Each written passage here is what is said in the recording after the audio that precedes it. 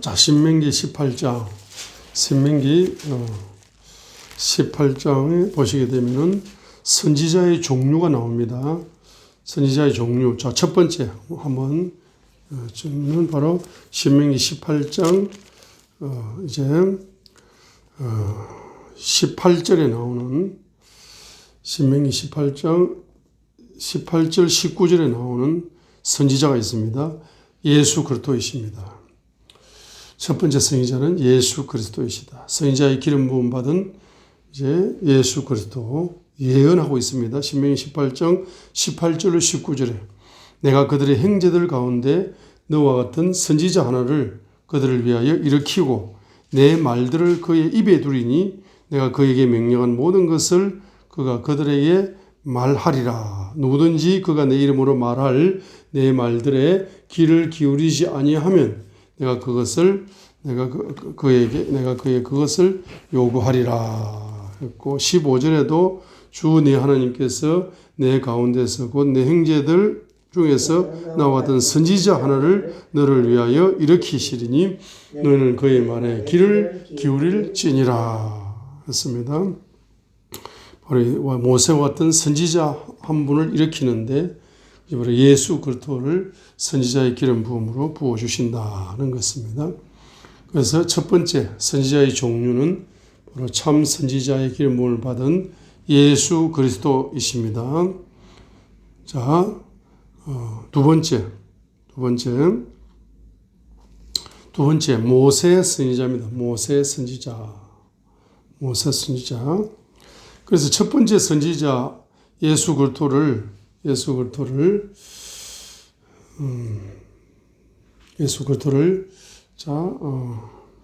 이렇게 주시고 두 번째는 바로 모세 선지자입니다. 모세 선지자. 15절에 주 내 하나님께서 내 한가운데서 곧 내 형제들 중에서 나와 같은 선지자 하나를 너를 위하여 일으키리니 너희는 그의 말에 귀를 기울일지니라.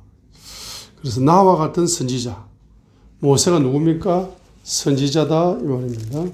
그래서 신명기 34장, 신명기 마지막 장에 보시게 되면은 모세 선지자의 사역의 핵심을 신명기 34장 10절로 12절에서 모세는 선지자였다라고 마침표를 찍는 겁니다.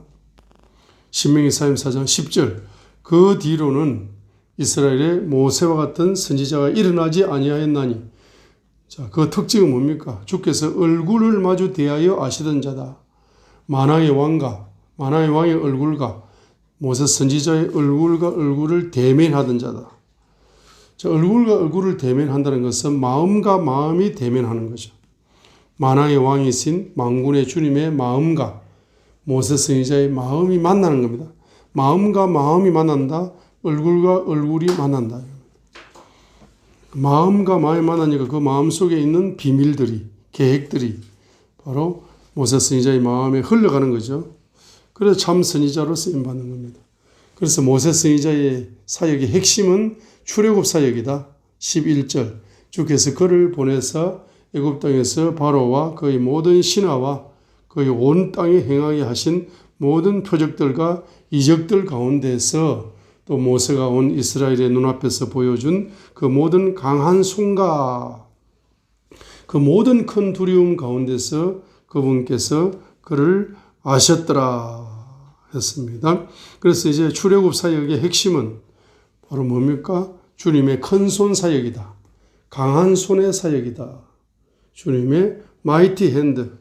주님의 출애굽의 사역의 핵심은 강한 손이고 큰 손 사역입니다. 그래서 주님의 큰 손을 통해서 모세의 손으로 사역하는 겁니다. 모세는 입으로 사역했다고 생각하는데 모세는 손으로 사역한 겁니다. 물론 출애굽기 4장 12절에 모세의 입에 말씀을 담아 주셨죠. 말씀을 가르쳐 주셔서 모세는 입으로 하나님의 마음에 있는 말씀을 예언으로 선포했습니다. 그런데 입으로 선포한 이 말씀은 이스라엘 민족이 몸으로, 손으로 실천해야 되는, 행동해야 되는 말씀이었기 때문에 모세의 입으로 말씀을 전한 것이 아니고 모세의 손으로 말씀을 전한 것이다. 이렇게 모세의 손을 강조하는 겁니다. 그러면 그 모세의 손은 누구의 손입니까? 하나님의 손으로 모세의 손을 붙잡아 주시었어요.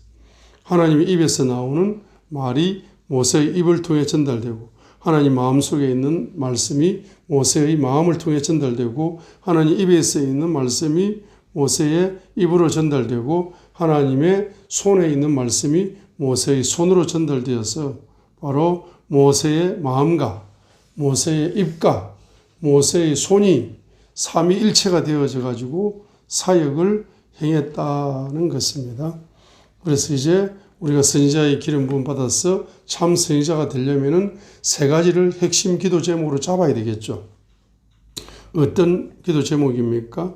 바로 하나님의 마음 속에 있는 비밀을 내 마음에 담아 마음으로 말씀을 전달하게 하옵소서. 마음이 제일 중요합니다. 두 번째는 하나님의 입에 있는 말씀이 내 입에 담기어서 내 입으로 하나님의 참 말씀을 전하게 하옵소서. 세 번째는 바로 하나님의 손에 있는 말씀이 내 손에 임하여서 바로 말씀을 손으로 전하게 하옵소서. 말씀을 손으로 전하는 것이 무슨 말입니까? 바로 선지자가 그 말씀을 1번으로 믿고 실천을 하라는 이야기입니다. 그 실천 안 하면은 마음으로 아무리 말씀을 많이 전하고 입으로 말씀을 아무리 많이 전한다 할지라도 곱하기 제로가 된다. 자기는 행하지 않으면서 이것을 행하라고 강요할 수는 없습니다. 이 세 가지가 제일 중요합니다. 손으로 행해야 선지자의 모델로 쓰임받을 수가 있는 겁니다. 그래서 예수님이 왜 참 선지자냐? 예수님이 왜 하나님의 아들이시냐? 예수님이 왜 바로 삼위일체 하나님이시냐 하게 되면은 예수님은 손으로 행했다. 바로 하나님 아버지는 말씀이 육신이 되어 이 땅에 오시어서 뭡니까? 행동으로 보여줬다는 거예요. 그게 바로 손으로 전하는 겁니다. 물론 예수님은 선지자의 기름 부음으로 아버지의 마음에 있는 말씀을 마음으로 전했습니다. 아버지의 입에 있는 말씀을 그대로 받아서 예수님의 입으로 그대로 전했습니다. 그리고 아버지의 손에 있는 말씀을 그대로 손으로 받아서 그대로 손으로 행동을 했습니다. 그렇기 때문에 하나님의 아들이시고 그분이 하나님이시고 그분이 바로 성령으로 역사하시는 삼위일체 바로 하나님이시다라고 말씀드릴 수가 있는 것입니다. 자, 그래서 두 번째는 누가 선지자다? 모세가 선지자다. 자, 세 번째 선지자가 있습니다. 세 번째 선지자는 누구냐? 20절입니다. 20절. 자, 그러나 만일 선지자가 내가 말하라고 명령하지 아니한 말을 자기 뜻대로 내 이름으로 말하는 자다. 20절 상반절입니다. 신명기 18장 20절 상반절이 바로 선지자입니다. 어떤 선지자냐? 거짓 선지자다. 거짓 선지자다. 세 번째 선지자의 종류는 거짓 선지자가 성경에 등장하는 겁니다. 그런데 이 거짓 선지자는 좀 분별을 잘못하게 되면은 참 선지자처럼 보여요. 왜? 주님의 이름으로 예언을 하거든. 그러니까 주님의 이름을 들고 나오니까 저 사람이 참 선지자다라고 착각을 하는 거라. 근데 알고 보면은 자기 마음에서 나오는 악한 마음에서 나오는 악한 뜻을 따라서 반대로 예언하는 엉뚱한 예언을 해버리는 거예요. 자기 마음이 삐뚤어졌다. 잠언서에서는 마음이 삐뚤어진 마음, 부패한 마음, 악한 마음, 쓰레기 같은 마음이라 했잖아. 그래서 쓰레기 같은 예언이 나오는데 그 예언의 내용을 들어보니까 기가 막히게 좋아. 자기를 축복한다 말씀이라. 너무 좋은 예언이라. 그렇기 때문에 그 선지자도 너무 좋게 보이는 거예요. 거짓 선지자. 거짓 선지자인데 하나님의 말씀, 하나님의 뜻을 전하지 않고 자기 악한 마음으로 성경을 해석해가지고 전한다. 그러니까 자기 예수 이름으로 복음을 전한다 하면서 다른 복음을 전한다. 예수 이름으로 성경을 전한다 하면서 다른 성경을 전한다. 예수 이름으로 성경을 전한다 하면서 자기 복음을 전한다. 이것이 바로 거짓 선지자입니다. 그래서 의외로 성경에는 거짓 선지자가 많이 등장하는 겁니다. 특별히 이제 우상 숭배 어두움이 깊을수록 깊은 시대에는 이와 같은 주님의 이름으로 거짓 예언하는 거짓 선지자가 많이 등장할 것을 예언적으로 보여주는 장면이 열왕기상 22장에 있는 겁니다.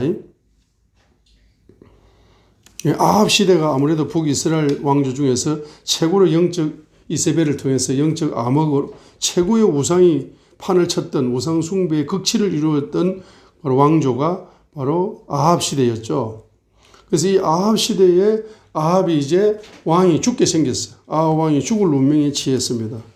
아합 왕이 왜 죽을 운명에 처했느냐 하게 되면은 바로 자기 부인 이세벨을 통해 가지고 나봇을 죽임으로써 나봇 경제를 탈취함으로써 그 경제를 말입니다. 합법적으로 탈취한다 그러면서 알고 보니까 전부 다 불법적으로 경제를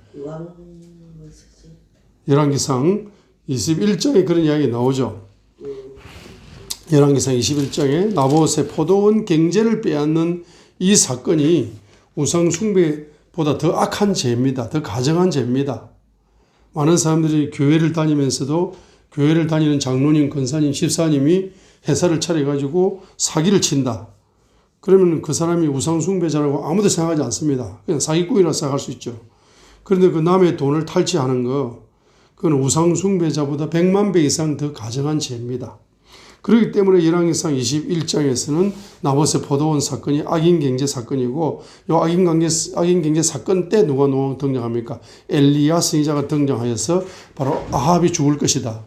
아합을 조정한 이세벨이 죽을 것이다.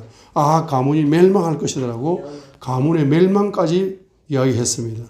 그래서 이게 사기쳤던 사기꾼 부부가 있어요. 아합 대통령하고 영부인이 사기를 쳤단 말입니다. 국민들을 대상으로 그 가문들을 하나님 뿌리 뽑아버린다고. 심판이 내리지 않습니까?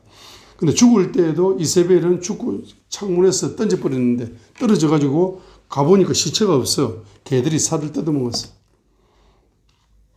그리고 아합은 죽을 때에 전쟁터에서 화살을 맞고 피를 흘려서 중상으로 죽었는데 바로 뭡니까? 그 피를 개들이 음료수로 마시려고 졸졸졸 따라오는 거예요. 그죠? 그래서 이렇게 죽을 위기를 경험하는데 그것을 말입니다. 선지자가 예언을 했습니다. 어떤 선지자가 예언을 했습니까? 바로 열왕기상 22장에 보게 되면은 바로 하늘에 바로 하나님과 천상 회의가 열리고 있다는 사실을 미가야 선지자가 열왕기상 22장 14절부터 18절까지 예언을 해주고 그 다음에 19절로 23절까지 해서 이제 하늘에 내가 하나님의 청와대 백악관, 천국 백악관의 회의를 봤다 이거예요. 열왕기상 22장 19절에. 그죠? 그가 이르되 그런즉 왕은 주의 말씀을 들으소서 내가 보니 주께서 자신의 왕좌에 앉으셨고 하늘의 온 군대가 그분 옆으로 오른쪽 왼쪽에 있나이다. 주께서 이르시되 누가 아합을 설득하여 그가 올라가 나무 길레에 쓰러지게 할까 하니 하나님이 이런 식으로 말하는 저런 식으로 말하는데 한 영이 나와 주 앞에서 이르되 내가 그를 설득하겠나이다 하거늘 주께서 이르시되 무엇으로 하겠느냐 하시니 그가 이르되 내가 나가서 그의 모든 선지자들의 입에 거짓말하는 영이 되겠나이다. 그분께서 이르시되 너는 그를 설득하였고 또 이기리라. 나아가서 그와 같이 하라 하셨나이다. 그러므로 이제 보소서 주께서 거짓말하는 영을 왕이 이 모든 선지자의 입에 넣으셨고 또 주께서 왕에 관하여 하를 말씀하셨나이다 하니까 그나 아들 시드기야가 미가의 뺨을 치면서 말입니다. 주의 영께서 나를 떠나 어디로 가서 내게 말씀하셨느냐고 그 400명의 거짓 선지자 중에 대표적인 바로 시드기야 선지자가 미가의 선지자의 뺨을 후려쳐버리는 거예요. 그렇죠? 그래서 여기서 몇 명의 선지자가 나옵니까? 바로 6절 보세요. 이제 이스라엘 왕이 선지자 400명 가량을 함께 모으고 이르되 내가 길르앗 라못으로 가서 싸울까 말까 이렇게 질문합니다. 질문하니까 400명이 거짓말하는 영을 통해 가지고 뭐라고 이야기합니까? 길르앗 라못에 가서 전쟁을 하게 되면은 백전백승하게 됩니다라고 승리 예언을 주는 겁니다. 그러니까 미가의 선지자가 그럽니다. 승리는커녕 하나님이 죽이려고 작정을 하셨네. 네? 남의 경제를 탈취하고 서민들 경제를 탈취하고 서민들 경제를 완전히 가난하게 만드는 대통령이네. 서민들 자영업자 경제를 완전히 가난하게 만들어 밑바닥까지 내려가게 만든 대통령이네. 저거 안 되겠네 하고 하나님이 작정을 했다는 겁니다. 자, 그러니까 뭡니까? 자, 그래서 한마디로 말하면 미가야는 요걸 해가지고 감옥 가버려, 감옥 가. 27절 보세요. 대통령이 뭐라고 이야기합니까? 저는 마음에 안 든다. 이놈을 감옥, 교도소 보내라. 내가 평안이 올 때까지 고난의 빵과 고난의 물을 먹이라 하니까 미가야가 이르되 왕이 참으로 평안히 돌아오실진데 주께서 나를 통해 말씀하지 아니하셨나이다 하고 그가 이르되 오 백성들아 너희는 다 귀를 기울일지다 하니라. 아합 왕이 길랄 라모스에서 살아 돌아오면 내 손에 장을 찢으라. 예? 죽는다. 100% 죽는다. 왜냐? 주님이 나에게 말씀하시기 때문이다. 그래서 아합이 전쟁에서 죽는 장면이 29절부터 40절까지가 죽는 장면입니다. 그죠? 그래서 이 35절 보세요. 그날의 싸움이 더 커졌으므로 왕이 자기 뱅거에 남아 시리아 사람들을 막다가 저녁 때에 죽으니 상처에서 나온 피가 뱅거의 한가운데로 흘렸더라. 38절 보세요. 한 사람이 그 뱅거를 사마리아 연못에서 씻으며 개들이 그의 피를 핥았고 그들이 그의 갑옷을 씻었으니 주께서 그에게 하신 말씀대로 되었더라 하는 겁니다. 그래서 이제 대통령이 서민들의 경제를 완전히 빼앗아가고, 빼앗아간 거지. 법적으로 그냥 빼앗아가는 거니까. 빼앗아가고, 서민들을 경제적으로 완전히 가정이 풍지박산이 됐어요. 이 사람 말하면 돈을 빼앗기는 데다가 억울한 감옥살이까지 했는 데다가 돌에 맞아 죽었어요. 나봇이라는 사람이. 돈 빼앗기는 것도 힘든데, 가정 깨어지는 것도 힘든데, 말입니다. 자기를 그냥 오해를 시켜가지고 말이에요. 자기를 그냥 말입니다. 아니 대통령이 잘못해가지고 내가 잘못 사는 거지 내가 열심히 노력 안 해서 잘못 사는 거냐 하고 아무리 말해도 들어주지도 않아. 뺨을 때리면서 그냥 그 사람을 협박하면서 막 죽이는 거야. 그러니까 그것이 말하면 하나님 보시기에 너무나 악한 거야. 자, 그렇기 때문에 그 악한 걸 조종했던 이세벨은 개의 밥이 되고 바로 그 다음에 아합의 피는 개의 음료수가 되고 개만도 못한 인생이 되는 거야. 죽을 때. 개만도 못한 말년이 펼쳐지는 거야. 자, 그러죠? 이렇게 예언을 한 겁니다. 누가? 미가의 선지자가. 그런데 대통령 앞에서 그런 예언을 감히 누가 하겠냐고. 그런데 400명의 선지자들은 머리를 죽이면서 왕 만세, 대통령 만세, 만세, 만세 하면서 그 악한 왕을 말입니다. 선한 왕이라고 칭찬하면서 온갖 좋은 예언을 다 해준다. 이거. 좋은 예언을 다 해줍니다. 자, 그렇게 하니 그 사람이 뭔 선지자다? 거짓 선지자다 이 말이야. 자. 거짓 선지자. 자, 거짓 선지자입니다. 거짓 선지자 너무 많아가지고, 자, 누가 거짓 선지자가, 참 선지자가 거짓 선지자가 되고, 거짓 선지자가 참 선지자가 되는 웃기는 세상이 열렸죠. 자, 네 번째가 뭡니까? 바로 이방 종교 선지자다. 종교 선지자. 예? 종교 선지자. 그 종교 선지자가 뭡니까? 다른 신들의 이름으로 선지자. 그러니까 한마디로 말하면 우상 종교 선지자라고 합니다. 우상 종교 선지자. 이름을 붙이자면 다른 신들의 이름으로 예언하는 선지자. 그러니까 다른 신이 우상이잖아. 우상 종교 선지자. 우상 종교 선지자.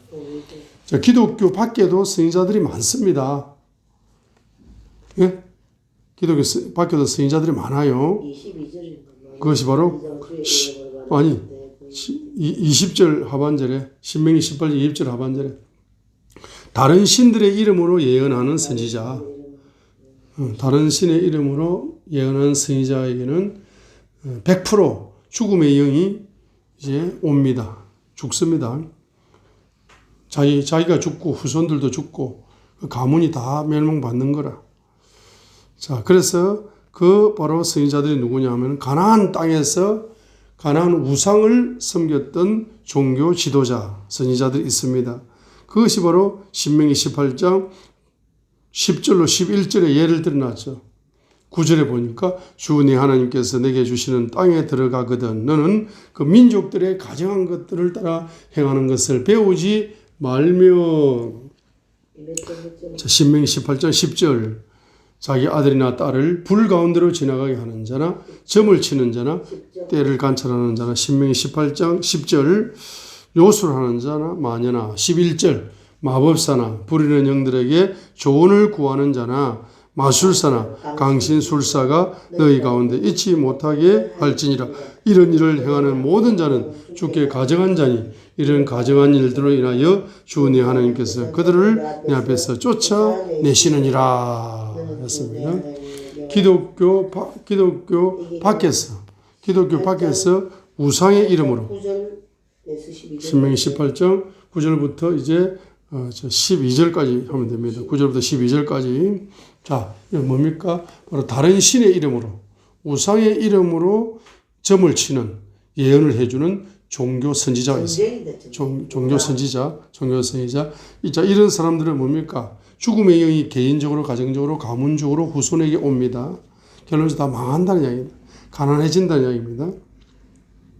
자, 가난해질 뿐만 아니라 그 예언을 들은 사람이 있잖아. 들은 사람도 망하게 돼 있다 했어요. 그게 이제 무서운 말입니다. 아니 내가 뭐 점치고 뭐 복채 갖다 바치면서 그렇게 예언을 받았는데 예언은 잘 된다고 받았어요. 예? 예언은 잘 된다고 받았는데 그 예언을 행한 주체가 누굽니까? 우상, 종교, 선지자죠. 그 사람이 망할 때 나도 망하는 거. 그 사람이 자식이 망할 때 나도 자식이 망하는 거라. 자, 그렇기 때문에 복채 갖다 바친 거 철저하게 회개해야 되고 회개 경제를 하나님께 드리면서까지 회개를 철저하게 회개해야 된다는 것입니다. 자, 그런 말이 어디에 있습니까? 하니까 다음 시간에 제가 그런 말이 어디에 있다는 것을 예레미야 14장을 보겠습니다. 자, 예레미야 14장. 자, 다음 시간에 해야 되는데 자, 예레미야 14장 14절이네. 14절. 그리고 16절도 있네. 16절에. 그래서 예언 기도를 함부로 받으면 된다, 안 된다? 안 된다는 거를. 기독교 안에서도 예언 기도를 함부로 받으면 안 되고 기독교 밖에서 예언 받는 거는 진짜로 안 된다. 그때 주께서 내 이르시되 선지자들이 내 이름으로 이건 세 번째 종류의 선지자죠. 주님의 이름으로 거짓 선지자 예언하는 거라. 내가 그들을 보내지 아니하였고 그들에게 명령하거나 그들에게 말하지 아니하였는데 그들이 내게 거짓 환상 계시와 점술과 허무한 것과 자기 마음에 속이는 것을 예언한다. 그러므로 내가 보내지 아니하였어도 내 이름으로 예언하여 이르기를 이 땅에는 뭐가 없다. 칼과 기근이 있지 아니하리라 하는 그 선지자들에 대하여 주가 이같이 말하노라. 그 선지자들은 칼과 기근으로 소멸될 것이고 16절에 그들의 예언을 받은 백성도 뭡니까? 기근과 칼로 인하여 예루살렘 거리들에 던져지고 그들을 묻을 자가 없으리니 그들과 그들의 아내들과 그들의 아들들과 그들의 딸들이 그렇게 되리라. 내가 그들의 사악함을 그들 위에 쏟아 부으리라. 18절 보세요. 내가 들로 나아간 자 보라 칼에 죽은 자들이 내가 도시로 들어간 자 보라 기근으로 뱅는 자들이도다. 그리고 참으로 선지자나 제사장이나 다 자기가 알지 못하는 땅으로 다니는도다 했습니다. 이 선지자 사역하는 사람이나 제사장들이나 이런 사람들도 말입니다. 자, 자기 땅으로 방랑하면서 돈을 구해가지고 너무 힘드니까 이렇게 되는 겁니다. 자, 그러니까 이제 뭐냐 한마디로 동일한 운명이 된다. 그 영적 흐름을 받았기 때문에 그 영적 흐름대로 열매를 맺는 겁니다. 자, 그러니까 주의 이름으로 거짓 예언을 하는 거잖아. 그죠? 주의 이름으로 거짓 예언하는 거짓 선지자죠. 거짓 선지자고 또 뭡니까? 또 장로님이나 권사 집사님 중에서 미아리 고기에 가가지고 예언 받는 사람 있다 없다? 있습니다. 복채 엄청 갖다 바쳐요. 교회에 가가지고 선지자 목사님한테 예언 받을 적에는 1,000원짜리 하나 드리는 것도 손이 바바바 떨려가지고 아까워서 못 드리면서 아까워서 이제 헌금하면서 예언을 받습니다. 근데 미아리 고개 가가지고 내 아들이 국회의원 떨어질 건가 될 건가 물어볼 때는 돈을 5천만 원 쌓아가지고 복채를 갖다 바칩니다. 그러면서 무당한테 점을 치면서 장로님이 내 아들이 근사님이 내 아들이 지금 사장이 되겠냐, 진급하겠냐, 국회의원 되겠냐, 장관 되겠냐, 대통령 되겠냐, 이렇게 하면서 돈 1억을 갖다 바치면서 국회의원 되겠냐, 안 되겠냐라고 갖다 바치면서 교회 안에 있는 거짓 선지자한테는 돈 1,000원 갖다 바치면서 물어보는 거예요. 그죠? 자, 그러니까 이렇게 되니까 그 예언을 받으면은 자, 지금 기근과 칼이 올 건데, 기근과 칼이 왜 옵니까? 바로 7절에 7절. 불법 때문에 오는 거예요. 타락 때문에 오는 거예요. 7절 보세요. 오 주여 우리의 불법들이 지르고 정할지라도 오 주께서 주의 이름을 위하여 그것에 가소서. 우리의 타락이 많습니다. 우리가 주를 죄를 지었나이다. 이렇게 이제 불법 타락. 그죠? 이렇게 이야기하잖아. 이렇게 뭡니까? 20절에 오 주여 우리가 주께 죄를 지었으므로 우리의 사악함과 우리 조상들의 불법을 우리가 인정하나이다. 이렇게 이제 뭡니까? 이런 죄를 짓고 이렇게 했는데도 불구하고 너희들이 칼이 오지 않는다. 전쟁이 없다는 겁니다. 기근이 오지 않는다. 하늘 문이 열린다는 겁니다. 그 다음에 뭡니까? 역병이 오지 않는다. 질병이 오지 않을 거다. 건강하게 오래오래 장수하면서 행복하게 살 거다. 하고 전쟁이 없는 평화 시대가 온다라고 예언을 하는 겁니다. 기근이 없는 경제 풍요 시대가 온다고 예언을 하는 겁니다. 역병이 없는 바로 건강하고 행복한 국가와 도시를 내가 대통령이 만들어 주겠습니다. 이렇게 큰 소리를 치는 거예요. 자, 근데 알고 보니까 말입니다. 5년 임기 끝나고 나니까 어떻게 됩니까? 대통령 공약을 믿었던 서민들만 죽어나는 거예요.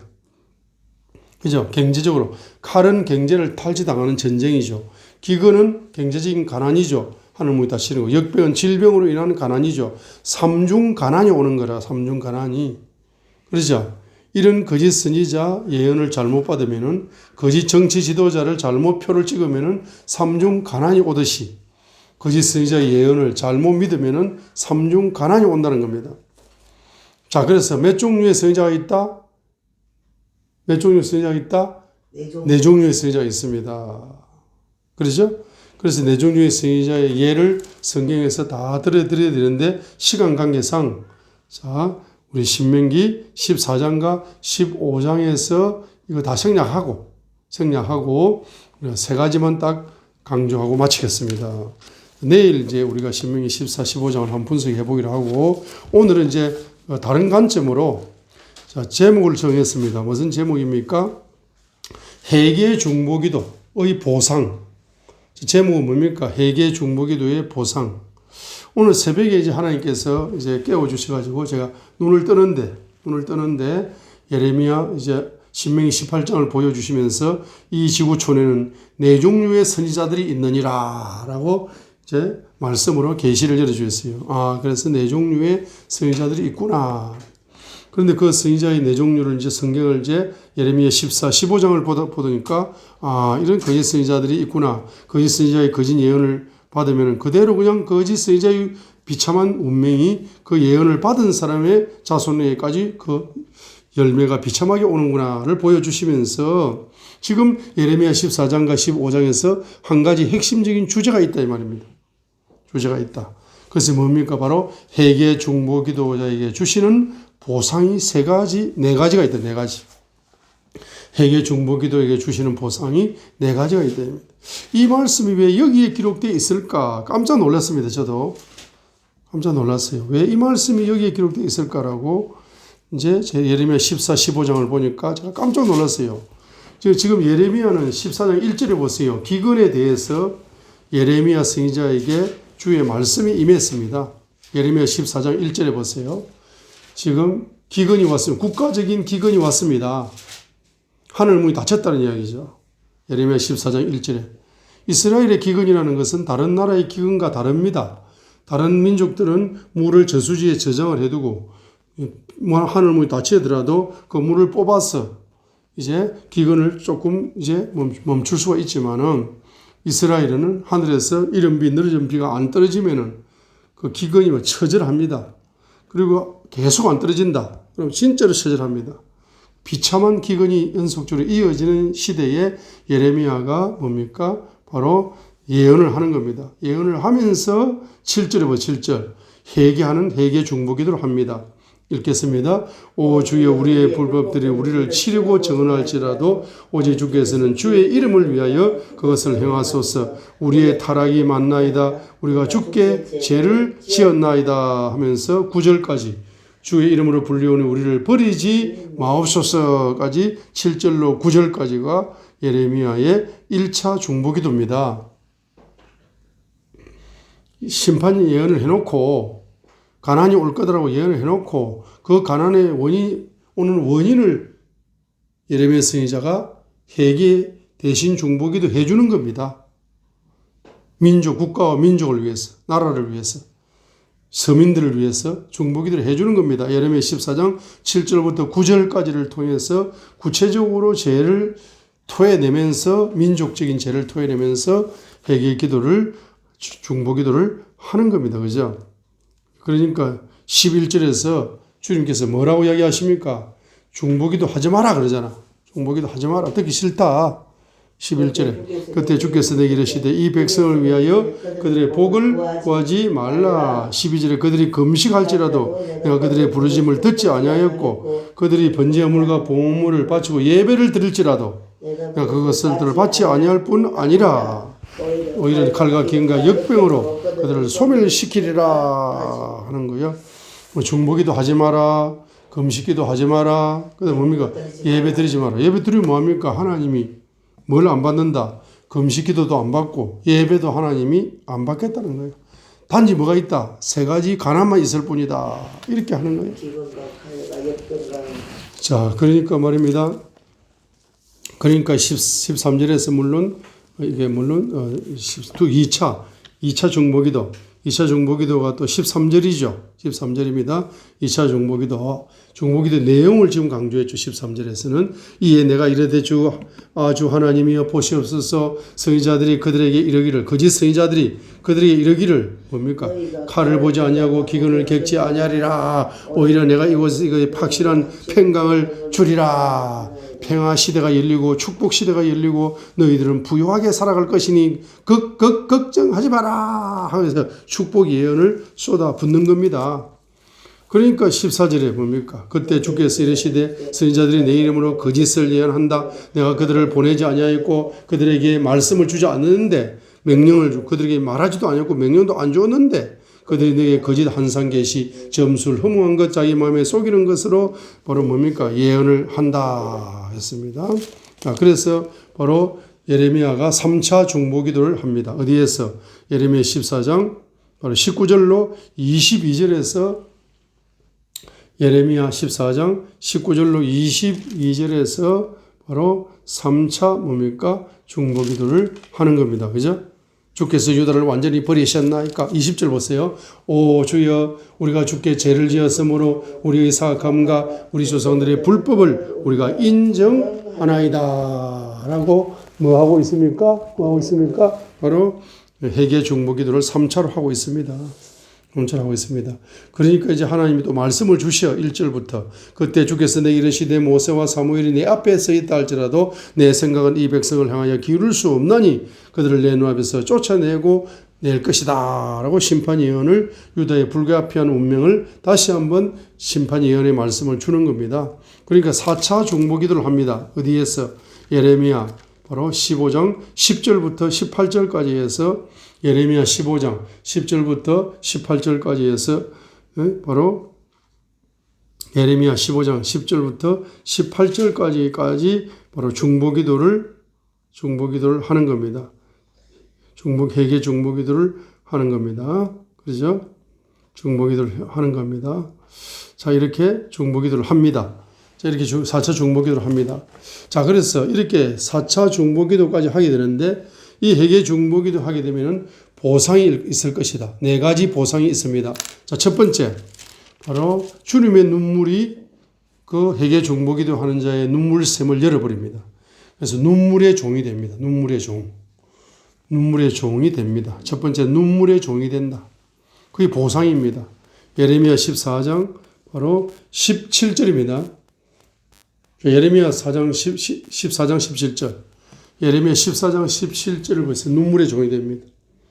4차 회개 중보기도를 국가와 민족을 위해서 한 개인을 위하여서 한 가정, 한 가문, 한 공동체, 한 회사, 그죠? 한 도시, 한 민족을 위해서 회개 중보기도를 대신 하시게 되면은 그들에게 이르라 내 백성의 처녀딸과 큰 파멸과 극이 심한 타격으로 찢어졌으므로 내 눈이 밤낮으로 그치지 아니하고 눈물을 흘리리라 했습니다.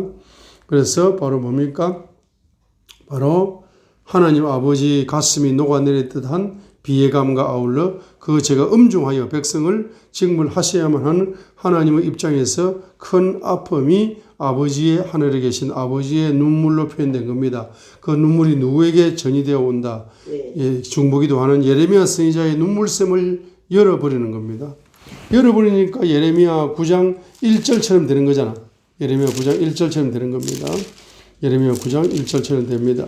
내 머리는 물이 되고 내 눈은 눈물 근원이 되어 내가 내 백성의 딸의 죽임당한 자를 위하여 밤낮으로 울 수 있다면 얼마나 좋을까. 예레미야 4장 19절에 있는 것처럼 바로 애가 타고 애가 끓는다.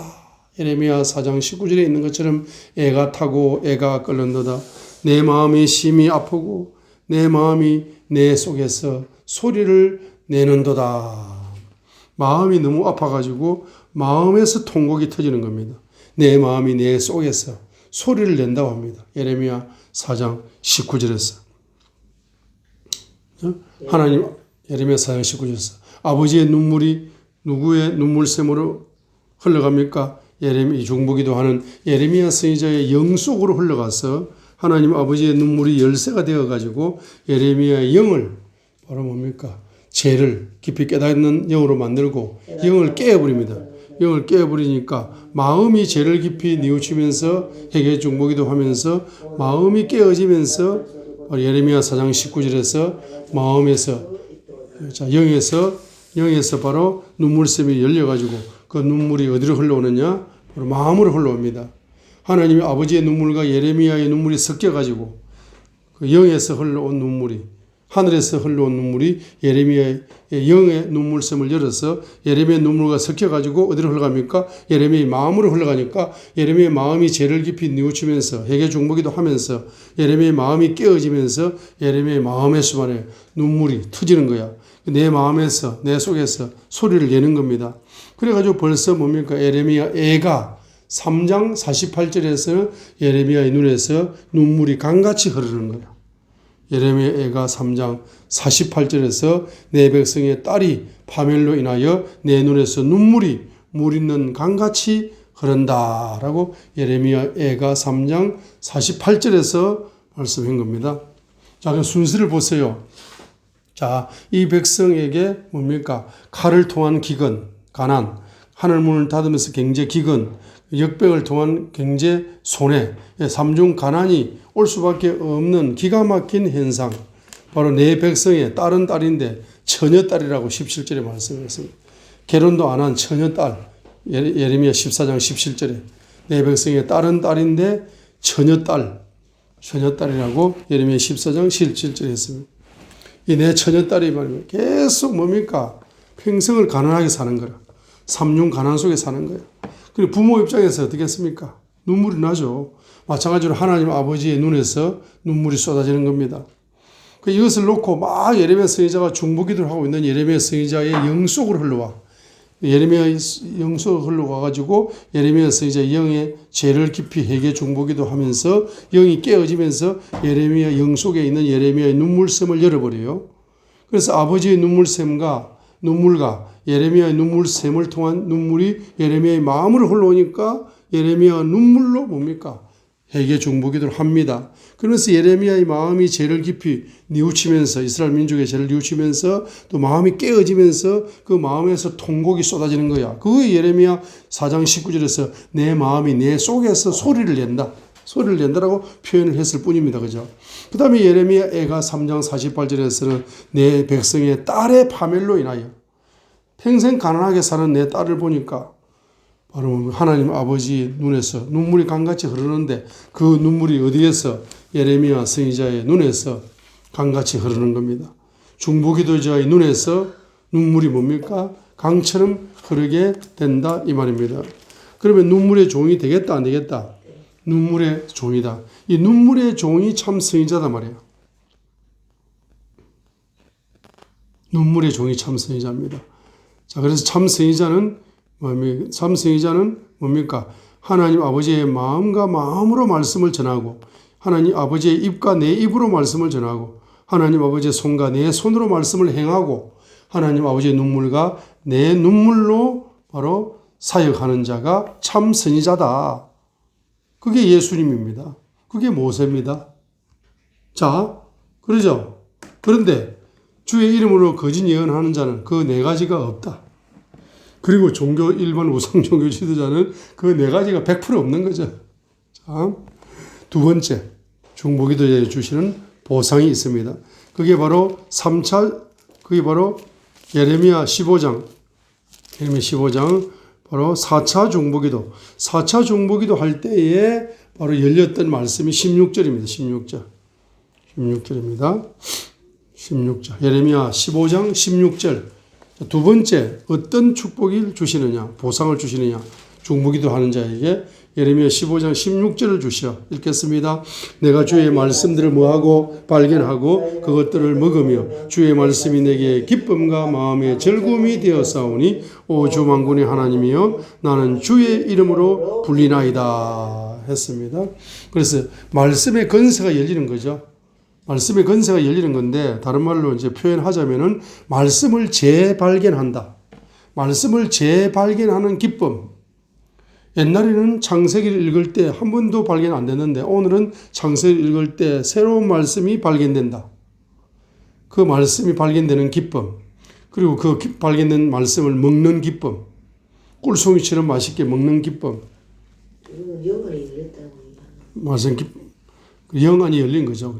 그게 이제 영안이 점점 열리는 거죠. 눈물이 계속 열리니까.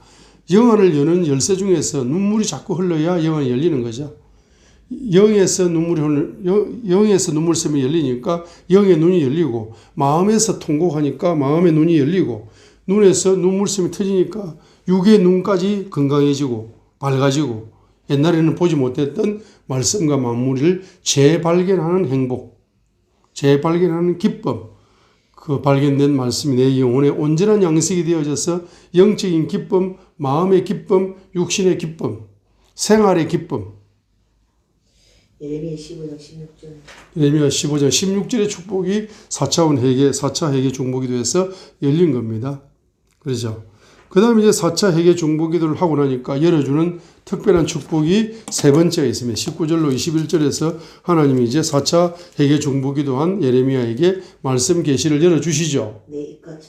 바로 하나님의 입같이 되는 축복이 열립니다. 여기에서 보세요. 예레미야 15장 19절 보세요. 그러므로 주가 이같이 말하노라. 만일 내가 돌아오면 내가 너를 다시 데려오고 내가 내 앞에 섰고 만일 내가 천한 것에서 귀한 것을 취하여 내면 너는 내 입같이 되리라 했습니다.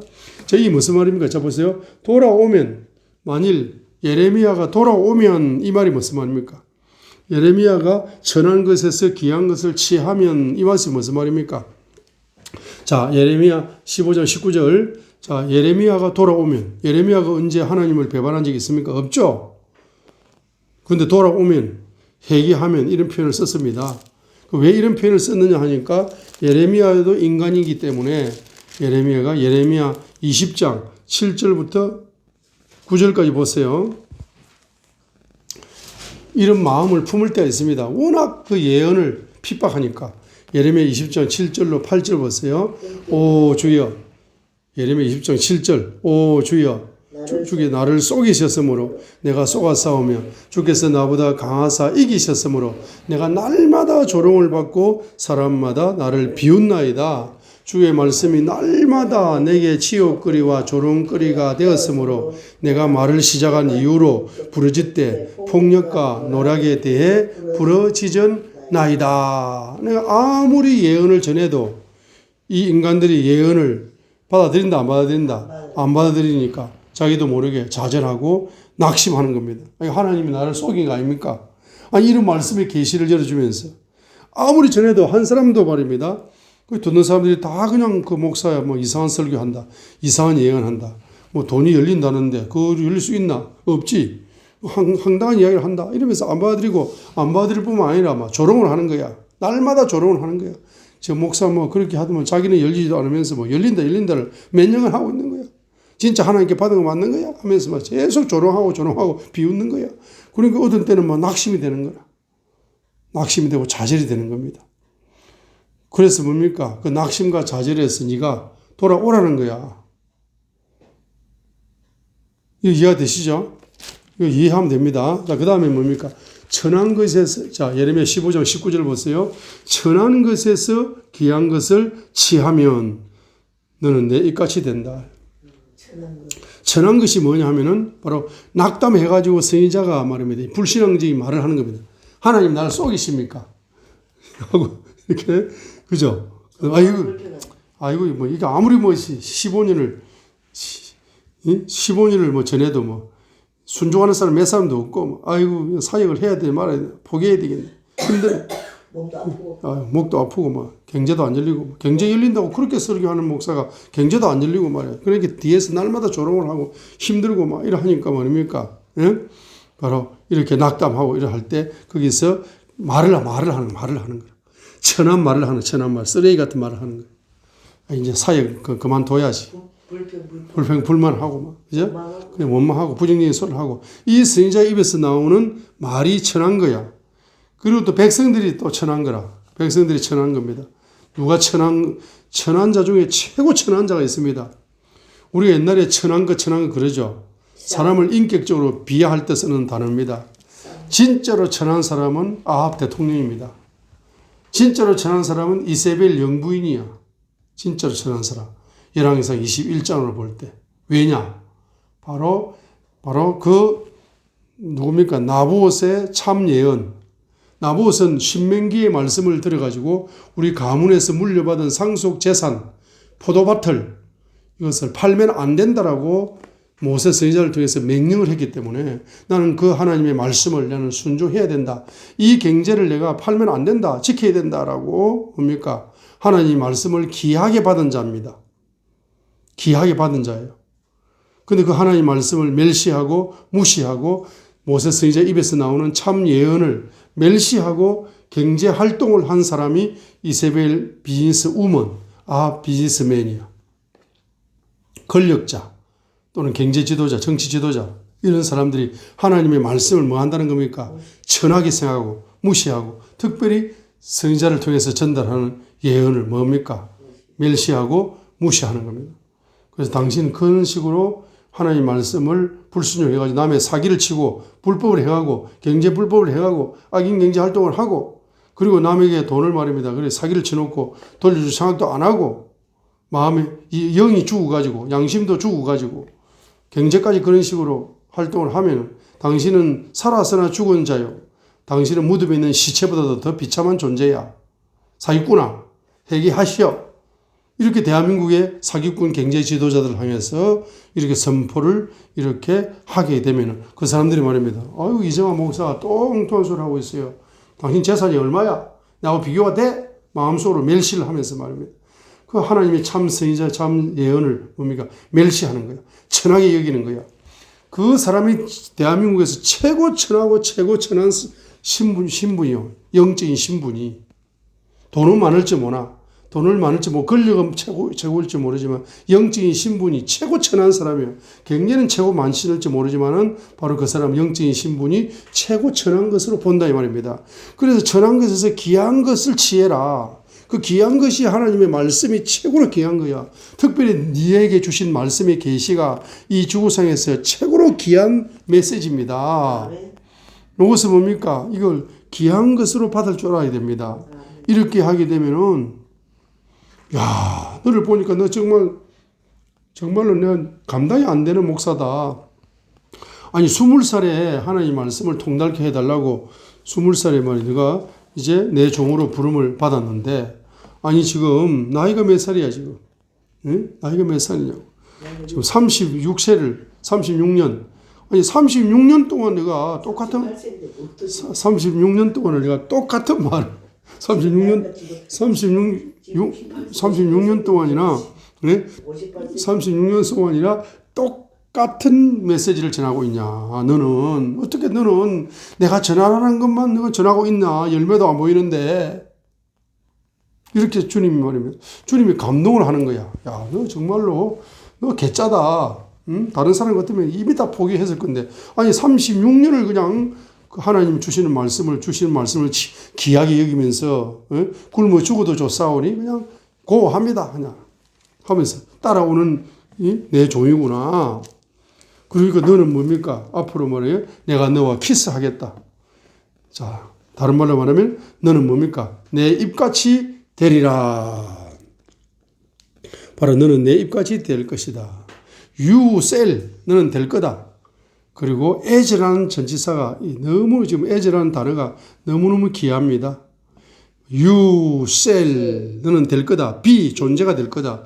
어떤 존재가 될 겁니까? as 뭐뭐처럼 될 거다. 똑같이 될 거다.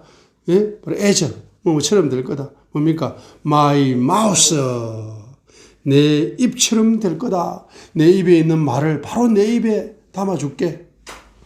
0.0001초 빛의 속도로 내 입에 있는 말을 네 입에다가 바로 빛의 속도로 담아줄게.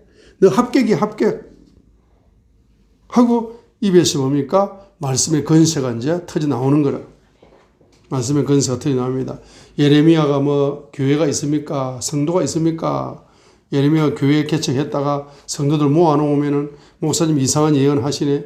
뭐 돈이 그렇게 열립니까? 예수 믿으면 그렇게 열린다는 말은 내가 한 번도 들어본 적이 없는데 어떤 목사님도 그런 돈이 열리고 경제가 열리고 뭐 이런 말을 들어본 적이 없는데 왜 이상한 설교 합니까? 라고 떠나버리고 뒤에 그냥 떠나나? 날마다 입으로 비판하고 정죄하며 떠나버리고 자 이렇게 되는 예레미야 선지자입니다. 날마다 조롱거리야. 그 조롱할 테면 하시오. 하나님께 받은 말씀만 나는 전할 뿐입니다. 그리고 그 말씀을 행하느냐 안 행하느냐는 믿느냐 안 믿느냐 순종하느냐 불순종하느냐는 여러분의 책임이요. 나는 책임 없어요. 이제 전했으니까.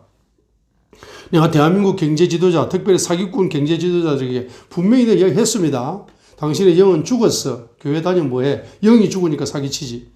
교회 다니면 뭐해. 양심이 죽었으니까 사기치지. 교회 다니면 뭐해. 입에는 꿀을 발라놓고 사람을 찔러 죽이는 강도보다도 100만 배 이상 가정 파괴범보다 100만 배 이상 더 파괴자 마귀의 종 그게 바로 경제 CEO다. 사기치는 경제 지도자들이에요. 회개하시오. 분명히 내가 말씀을 가지고 당신 3, 4대까지 삼중 가난이 온다라고 내가 말씀을 전했습니다. 양심이 있으면 찔리세요. 양심이 있으면 눈물 한 방울 떨어뜨려 봐. 그런 식으로 살지 마시고 하고 내가 분명히 전했어요. 이거 분명히 당연히 들었습니다. 내 책임 없어요. 당신 책임이야 하고 안 나오는군. 하고 이렇게 이제 강하고 담대하게 뭡니까? 전한다 이 말이에요. 어디를 통해 전합니까? 예? 제가 선교 방송으로 전하고 있어요. 이 방송을 듣는 분 중에 회개할 분 많죠? 많습니다. 자, 그래서 세 번째가 뭡니까? 바로 뭐라 했습니까? 하나님의 입이 전이 된다. 세 번째 보상입니다. 회개 중보기도 하는 자에게 하나님의 입이 전이 된다는 것은 입술의 건세가 폭발적으로 증가한다는 겁니다. 자, 네 번째 마지막 구원의 기적을 경험한다. 구원의 기적을 경험한다. 예레미야 15장 20절로 21절입니다. 내가 너를 이 백성에게 견고한 노성병이 되게 하리니 그들이 너와 싸울지라도 너를 이기지 못하리라. 내가 너와 함께 있어 너를 구원하고 너를 건지리라. 주가 말하노라. 21절 또 내가 너를 사악한 자의 손에서 건져내며 무서운 자의 손에서 구속하리라. 자, 사악한 자의 손에서 건져낸다. 구원해 준다는 이야기입니다. 무서운 자의 손에서 뭡니까? 구속하리라 했습니다. 자, 그렇기 때문에 뭡니까? 예? 아무리 핍박을 하고 아무리 조롱을 하고 아무리 뭐 그렇게 하면 뭐해? 하나님의 손이 나타나가지고 나를 딱 구원의 손으로 딱 감싸 주시면서 구원의 기적을 누리게 만들어 줍니다. 그래서 회개 중보 기도자에게는 이와 같으면 네 가지의 축복이 열리기 때문에 예?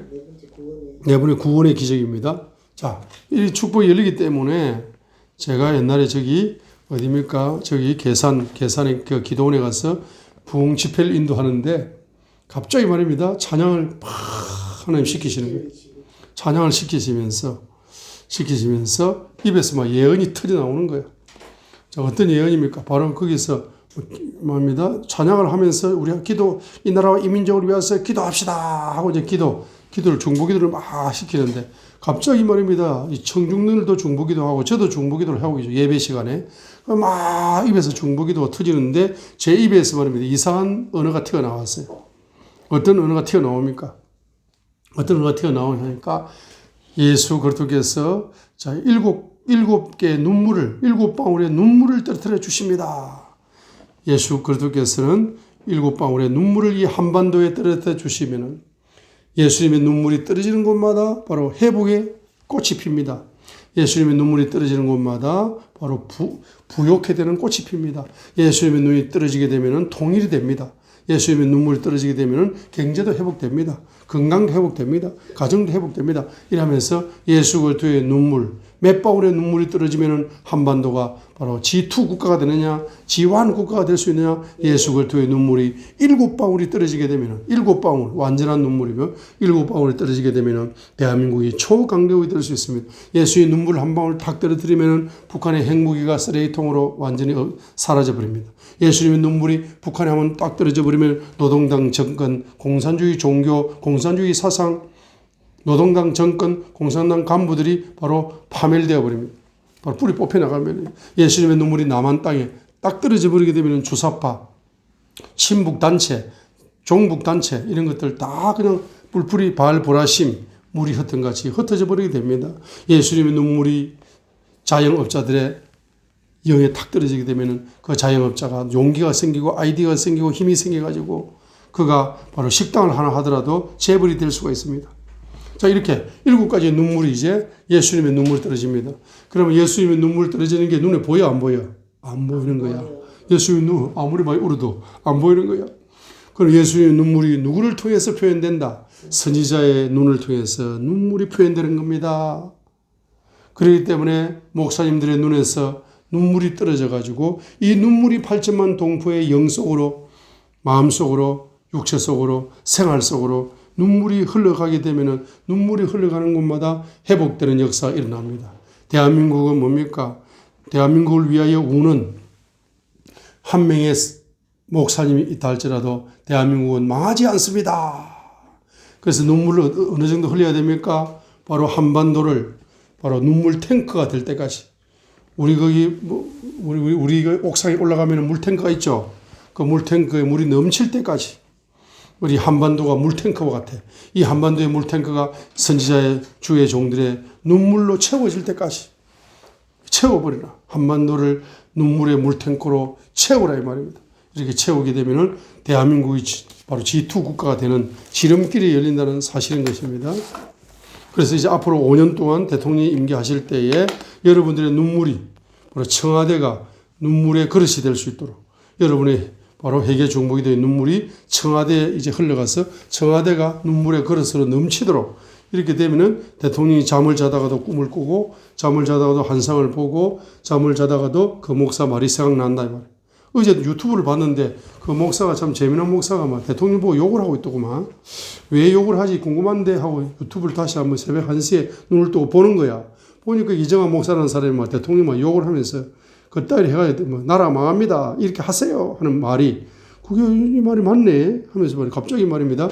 그 말을 점심 먹으면서 유튜브를 보다가 밥 숟가락을 집어 던져버렸는데 저녁에 잠자다가 하나님 깨워주시고 일나가지고 보다가 말입니다. 아이고 무릎을 꿇고 침대 위에서 뭐 우는 거야. 아이고 제가 처음에 초심을 잊어버렸네. 나를 대통령 뽑아주시면 국민들하고 소통하겠다고 그렇게 해놓고 강화문에다가 뭐 대통령 집무실을 만들어가지고 매일 만나겠다 해놓고 그것도 안 했네 하면서 막 눈물이 쏟아지는 거야. 자 이렇게 말입니다. 자 7개의 눈물, 7방울의 눈물이 떨어질 수 있도록 여러분들이 바로 선지자의 회개 중보기도의 눈물로 나아가게 되면은 4가지의 축복이 열리게 되는 것입니다. 아멘. 자, 그래서 예레미야가 교회가 있습니까? 예? 교인이 있습니까? 성도가 있습니까? 예레미야는 교회도 없어요. 예레미야는 성도는 없어요. 예레미야는 그는 홀로를 단시 뭡니까? 바로 한국 교회 목사다고 생각하는 거예요. 처치 사우스 코리아 처치의 목사라고 생각하는 거예요. 노스 코리아 처치의 목사라고 생각하는 거예요. 한반도 교회 목사라고 생각하는 거예요. 그렇게 생각하는 겁니다. 그러니까 목사님 교회에 있습니까? 몇 명입니까? 이런 말을 물어보는 유치원 애 같은 질문을 하지 마라 이 말입니다. 왜 목사들 만나면 그런 질문을 하냐고요? 그런 질문을 영적으로 아무것도 모르는 바로 소경이 하는 질문 아닙니까? 그런 질문 하지 마시고 여러분 예레미야 같은 선지자가 되시고 예레미야 같은 선지자가 대한민국에 많이 예레미야 선지자 군대가 일어나도록 여러분 중보기도 해 주시기 바랍니다. 할렐루야. 한번 따라하겠습니다. 한번 선포하겠습니다. 자, 뭡니까? 사우스 코리아 처치에 예레미야 같은 선지자 군대가 일어날지어다. 노스 코리아 처치에 예레미야 같은 눈물의 선지자가 일어날지어다. 중보기도 군대가 한반도 처치에서 일어날지어다. 한반도가 열방 선교 센터가 될지어다. 그리하여 8천만 명이 중보기도의 군대가 될지어다. God bless you. Thank you. I pray.